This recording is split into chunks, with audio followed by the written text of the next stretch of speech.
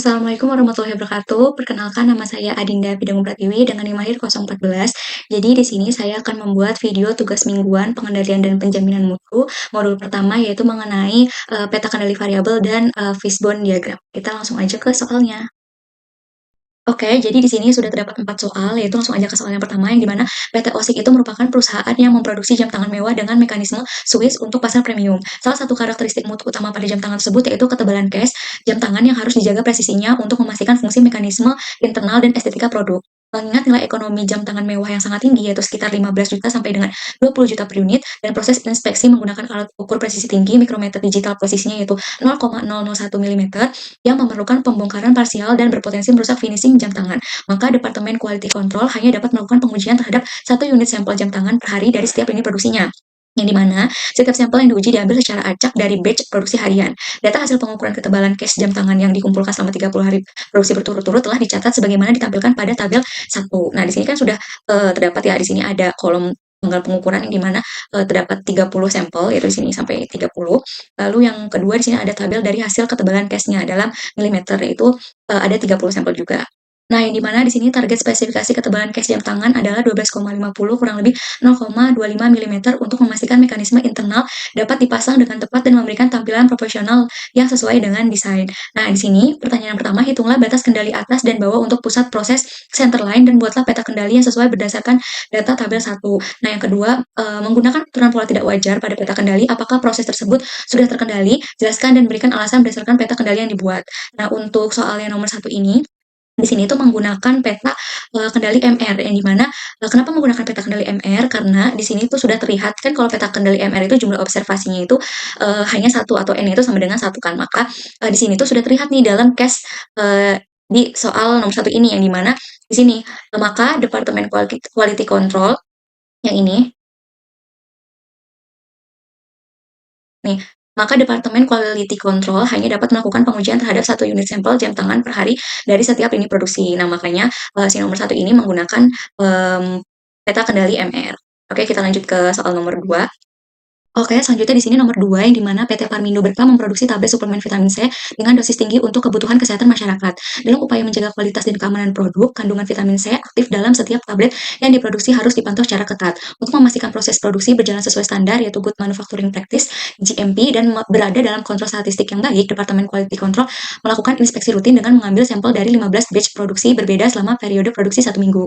Nah, dari setiap batch produksi diambil 8 sampel tablet secara random sampling, yang kemudian dianalisis kandungan vitamin C-nya menggunakan metode HPLC dengan presisi tinggi. Nah, hasil pengukuran kandungan vitamin C-nya ini untuk setiap sampel telah dicatat bagaimana ditampilkan pada tabel 2 berikut. Nah, di sini kan ada batch-nya, ada kolom batch. Untuk soal nomor 2 ini dia menggunakan tipe soal peta kendali R. Itu kenapa peta kendali R?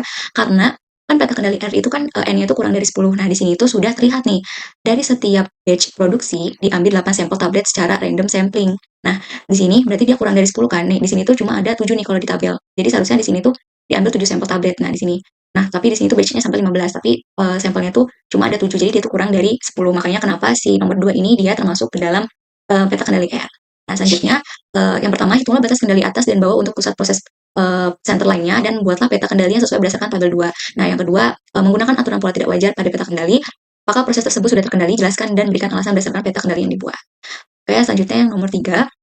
PT Maju Teknologi memproduksi komponen elektronik presisi untuk industri otomotif. Salah satu produk unggulan mereka adalah sensor suhu digital yang memerlukan tingkat akurasi tinggi dalam pengukuran. Untuk menjaga konsistensi kualitas, karakteristik mutu yang dipantau adalah akurasi pengukuran suhu dengan toleransi yang sangat ketat. Divisi Quality Control memerlukan inspeksi bulanan selama 12 bulan berturut-turut dalam 1 tahun. Setiap bulan mereka mengambil 12 sampel sensor secara acak dari lini produksi dan mengukur tingkat akurasi pengukuran suhu dalam satuan derajat Celcius dengan menggunakan kalibrasi standar pada suhu referensi 25 derajat Celcius sebagaimana ditunjukkan pada tabel 3 berikut. Nah, di sini udah terdapat tabelnya, yang dimana sudah terdapat 12 bulan dan juga 12 sampel. Nah, yang dimana yang pertama, hitunglah batas kendali atas dan bawah untuk pusat proses center line dan buatlah peta kendali yang sesuai berdasarkan data tabel 3.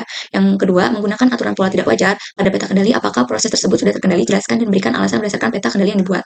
Nah, untuk soal nomor 3 ini, kita ini menggunakan peta kendali S, yang dimana berarti N-nya itu lebih dari 10. Kenapa kita menggunakan peta kendali S? Karena di sini sudah terlihat di soalnya setiap bulan mereka mengambil 12 sampel sensor secara acak dari lini produksi dan mengukur tingkat akurasi pengukuran suhu dalam satuan derajat Celcius. Jadi untuk soal nomor 3 ini kita menggunakan peta kendali S. Nah, selanjutnya untuk soal nomor 4, PT Indarasa merupakan perusahaan manufaktur yang bergerak di bidang produksi bumbu instan dengan berbagai varian rasa tradisional Indonesia. Berdasarkan hasil monitoring kualitas selama 3 bulan terakhir, ditemukan bahwa beberapa karakteristik mutu seperti keseragaman tekstur dan intensitas rasa mengalami fluktuasi yang signifikan dan berada di luar batas spesifikasi yang telah ditetapkan. Nah, kondisi ini menunjukkan bahwa proses produksi belum terkendali dengan baik. Out of control. Untuk mengidentifikasi akar permasalahan dari ketidakstabilan kualitas produk bumbu instan tersebut, Divisi Quality Control melakukan analisis mendalam menggunakan diagram tulang ikan atau fishbone diagram atau cause and effect diagram. Nah, analisis ini dilakukan berdasarkan pendekatan 6M, yaitu man, mesin, method, material, measurement, sama environment. Nah, untuk memastikan seluruh aspek yang berpotensi menjadi penyebab masalah dapat teridentifikasi dengan komprehensif, hasil identifikasi penyebab utama dari permasalahan ketidaksesuaian komposisi bumbu telah dicatat sebagaimana ditampilkan pada tabel 4 berikut. Nah, jadi di sini udah terdapat faktor-faktor penyebabnya. Dari kolom itu ada human error, terus ada komunikasi antar tim tidak efektif sampai dengan environment itu apa saja.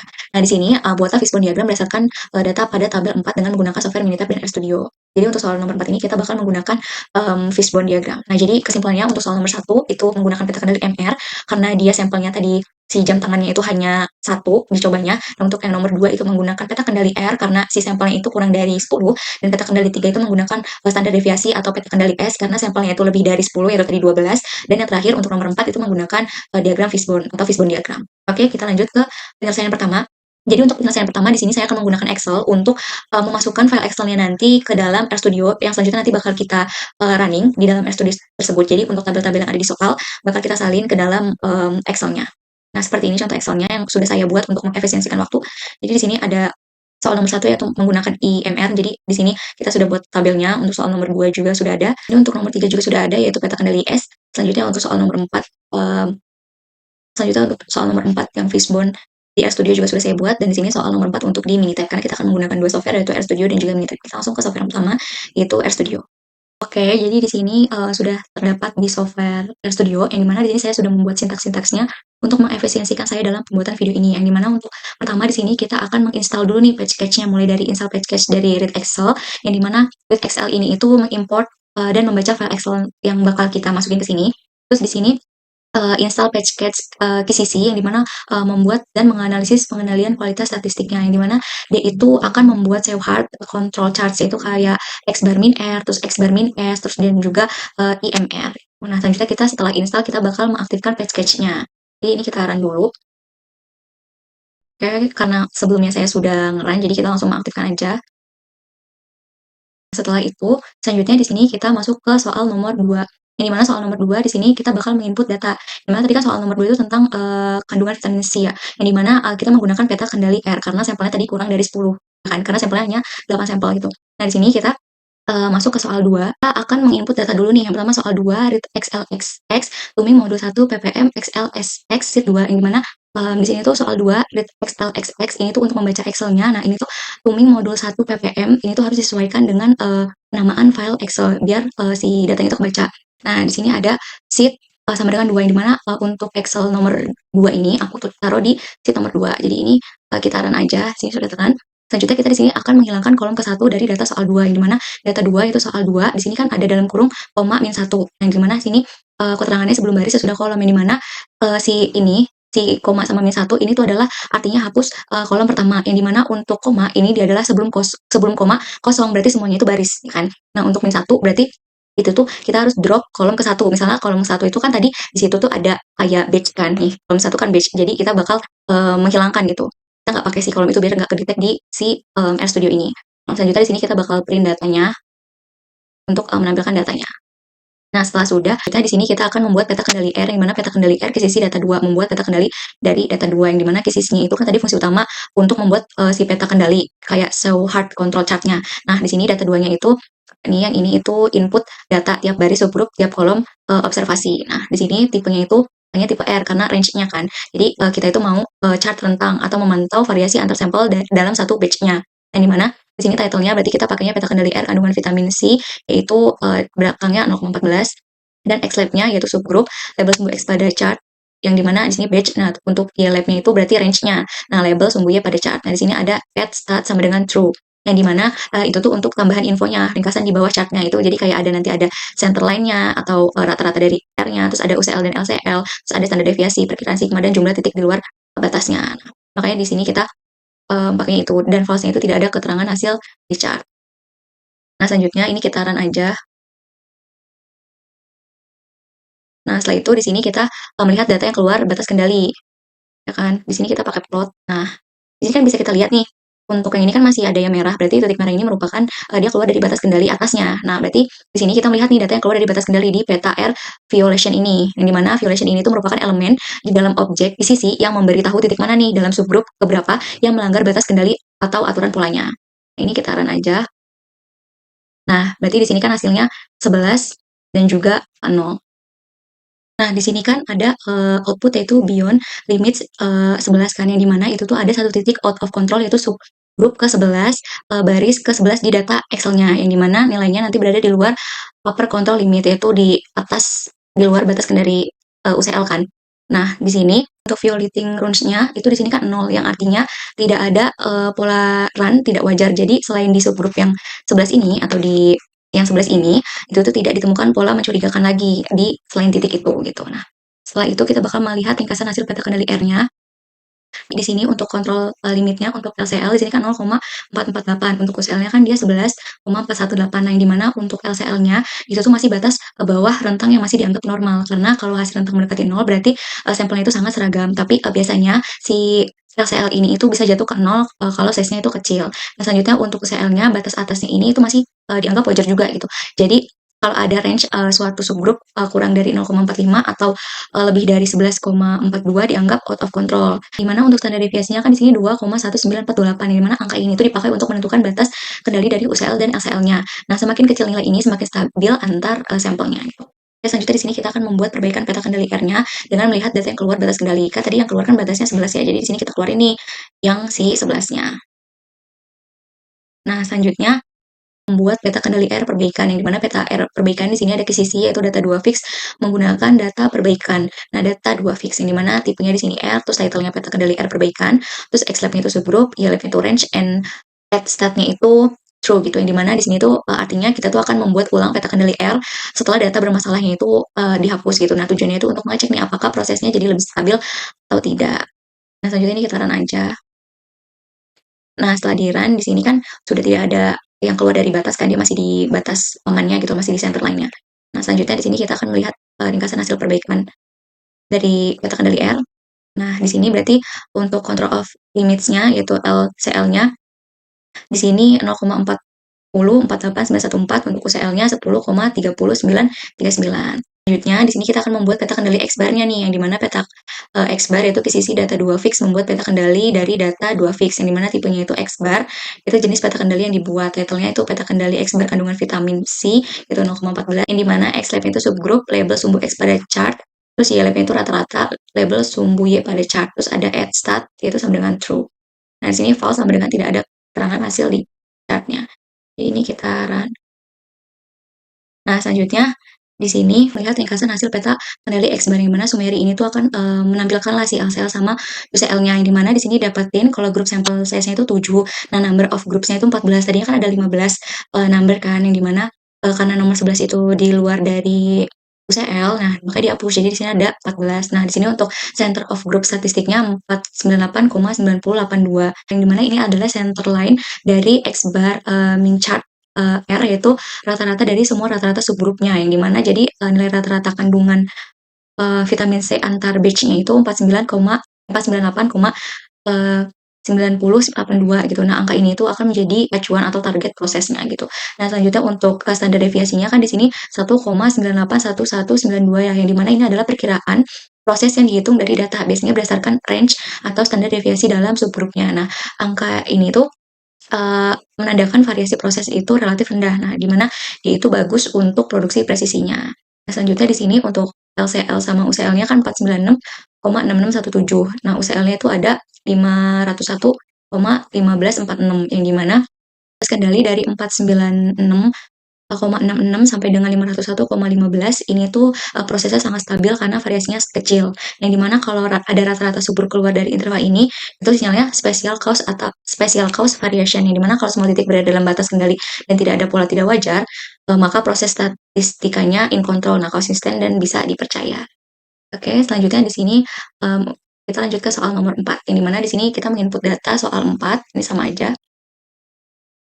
ini kita akan membuat fishbone diagram yaitu cause and effect, yang dimana cause-nya itu list yaitu main sama dengan C soal 4 terus dollar main, yang dimana fungsi cause and effect di dalam OSTUD ini itu adalah dari paket kisisi yang digunakan untuk membuat diagram sebab akibat atau fishbone atau juga Ishikawa gitu, yang dimana cause list ini itu daftar penyebab berdasarkan kategori 6M yaitu ada main, mesin, method, material, dimensionment, sama environment. Nah, untuk tanda dolarnya ini itu tuh dia digunakan untuk operator akses kolom pada data frame atau list di R-nya gitu. Jadi di Excel-nya gitu loh. Jadi kan kalau misalkan si main itu kan dia punya faktor kolomnya kan. Nah, di sini tuh dia tuh untuk membacalah atau mengakses kolom data frame yang ada di si Excel-nya itu. Nah, jadi si seluruh isi kolom dari data frame itu berbentuk vektor gitu.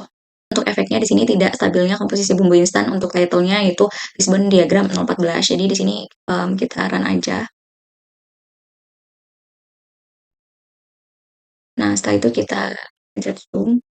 Nah, jadi di sini tuh udah ada fishbone diagramnya, yang dimana kalau main itu berarti dia kan ini penyebab ya, penyebab tidak stabilnya komposisi bumbu instan. Jadi kalau yang lurus ke kanan ini tuh penyebab, terus ini itu untuk yang durinya itu tuh sebabnya gitu. Yang dimana di sini untuk dari main atau manusianya dia itu ada human error, terus komunikasi antar tim tidak efektif, terus untuk mesinnya itu mesin pencampur tidak terkalibrasi, sistem kontrol otomatis bermasalah, dan sampai ke environment-nya.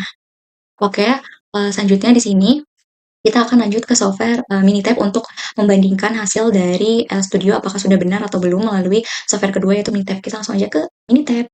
Oke, jadi di sini kita udah ada di software Minitab yaitu software kedua, yang dimana untuk soal yang pertama kan tadi pakainya IMR, yang dimana di sini aku sudah membuat dan mendapatkan hasilnya. Nah, untuk yang pertama untuk IMR ini dia di sini masih di batas aman gitu ya. Jadi tidak ada data yang keluar dari UCL maupun LCL-nya. Nah, di sini untuk gambar yang pertama ada individual value-nya, masih dalam batas center line-nya lah gitu ya kan. Untuk yang kedua ada moving range-nya, yang dimana juga di sini masih batas aman dari si center line-nya gitu. Nah, dimana untuk yang individual value-nya untuk CL-nya itu ada 12,7165, untuk rata-ratanya itu ada di 12,4827, dan untuk di LCL-nya itu sama dengan 12,2488.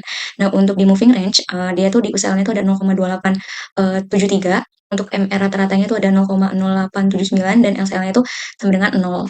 Nah, selanjutnya untuk yang X bar di sini untuk yang pertama di sini dia masih di dalam yang aman untuk sampel main-nya. Nah, di sini masih batas aman, di mana UCL-nya itu 501,298, center line-nya itu 498,810, terus LCL-nya itu 496,321. Nah, di sini untuk sampel range-nya itu tuh untuk di nomor 11 dia untuk di sampel yang ke-11 dia itu di luar batas kendali gitu kan. Di sini batas kendali atasnya itu sampai UCL-nya itu 11,42. Nah, di mana dia tuh di sini keluar dari batas kendali atas nih.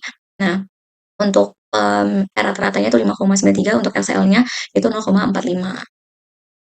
Nah, selanjutnya di sini untuk soal ketiga kan pakainya X bar min S ya, yang dimana tadi kan sampelnya lebih dari 10 kan. Nah, di sini untuk sampel main-nya di sini tuh udah aman karena dia masih di dalam batas aman, yaitu masih di center line-nya, yang dimana UCL-nya itu 25,01582, terus untuk X bar rata-ratanya itu 24,99535, untuk LCL-nya itu 24,97487. Nah, untuk yang kedua di sini yaitu masih batas aman juga, yang dimana UCL-nya itu 0,03805, terus untuk standar deviasinya itu 0,02311. Nah, yang dimana untuk LCL-nya sendiri itu 0,00817.